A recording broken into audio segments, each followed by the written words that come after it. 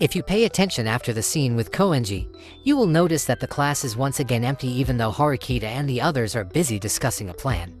In the light novel, they were supposed to be surrounded by a bunch of confused students, but just like Ayanokoji's perfect score explanation in the previous episode, the class was empty as if the students didn't need any help about the exam. I want to say it's a bad adaptation, but if you look closely, there is no telling when exactly this scene happened. In the light novel, that scene happened after Ayanokoji returned to the class, but in this episode, there is no sign of Ayanokoji. So this scene could be seen as class leaders discussing a plan after the other students have left the class, so at least this scene is not going to create so much confusion. For a note, if you are wondering why their phone buzzed in this scene, that was some people trying to reach Hirata to join their group. The capable students who excel in sports and academics will be hunted for sure, and that's why Horikita asked them to not form any group without informing her. However, Horikita's phone is not supposed to ring in this scene, since the number of people who have her contact information is worth laughing at. It might not be much, but this is quite an improvement compared to the previous episode. In fact, there are a few other things that this episode delivers better compared to the rest of the episodes so far. For example, the overall animation in this episode is just better than before.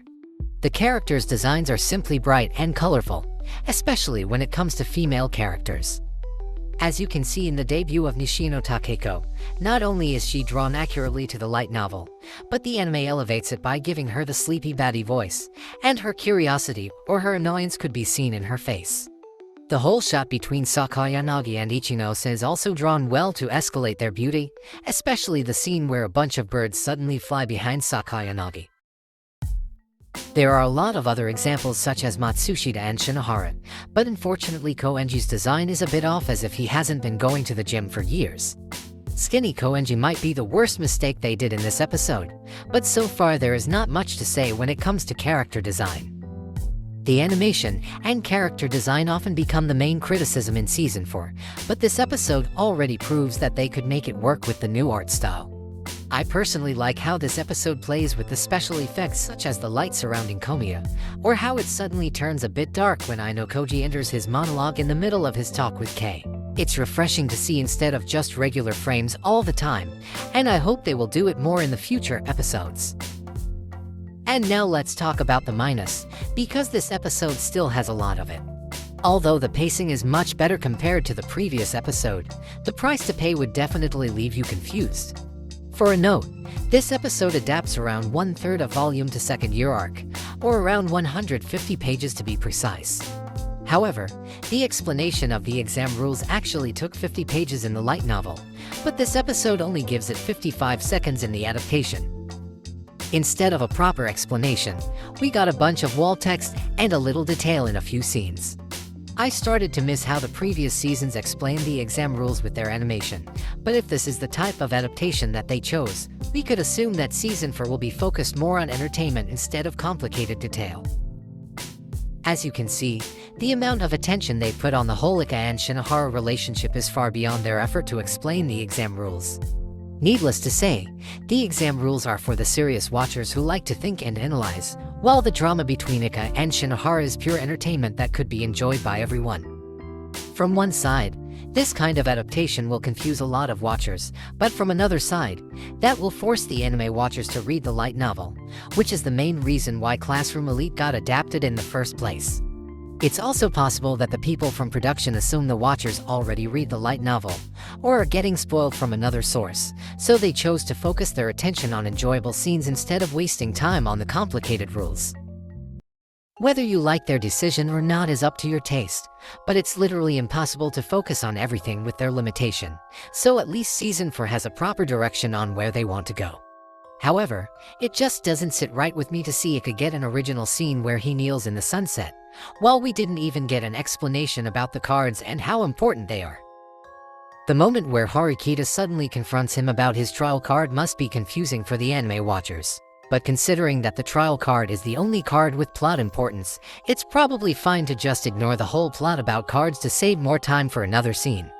The truth is, there are a lot of scenes that they could simply skip since they don't have any meaning in the future. For example, they could simply skip the whole Matsushita scene.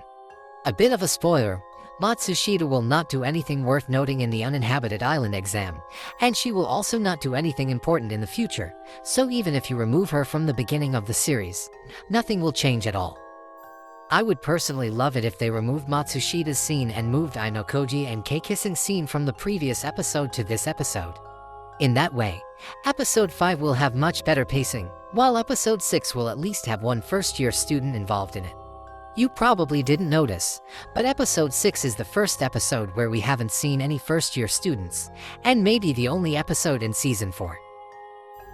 The whole thing about Ika and Shinohara is actually easy to skip, and if they really want to, the whole volume 2 of the second year arc could be adapted in just 2 episodes, giving more slots to the important scenes for the future volume.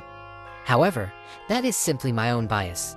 The whole drama between Ika and Shinohara is fun to watch, even though they skipped almost their entire development from the first year arc. Matsushita is also a very beautiful girl, so her face alone will bring a ton of traffic for any video with her face as the thumbnail. And let's not forget, Classroom of the Elite is what you call the harem series, so having more girls is always a plus for the anime. The ending alone should be enough proof to tell you what kind of anime this is, but let's just prepare ourselves for more female characters to come. However, the male characters surprisingly got quite a decent scene in this episode. Skinny Koenji is a big no, but the way he gave an elegant bow to Chabashira is something that really fits his character, so let's give a big applause to the animator since this is a rare moment they outdid the light novel. The entire scene cannot be called outstanding, but since we often only saw him as a nuisance, his conversation with Shinohara shows us the new side of him. I think some people must be surprised that Ika is taller than Shinohara, mostly because we often saw him stand beside Sudo the whole time. It's probably the new animation, but he looks manlier than usual. This episode is truly a rare moment where the side character could get more spotlight, and it's fun to see the second-year characters again after the first 4 episodes were heavily focused on the new characters. They gather and unite, and the bond between Class B students in this episode is something that we will miss a lot in the future, especially Ayanokoji's new relationship with Ishizaki, Albert, and especially Hiyori. The whole episode gives a feeling that all those important characters start to move and form a connection with each other. And the way this episode presented it by ending the episode with Sakayanagi and Ichinose scenes gives us a feeling that something big is coming, and nobody is able to stop it. The whole volume to second year arc is indeed a setup volume, so it's just natural that even the anime gives hype for the future episode. So, let's just hope that no matter how hard it seems to adapt to the uninhabited island exam, Season 4 could keep coming up with this good quality episode.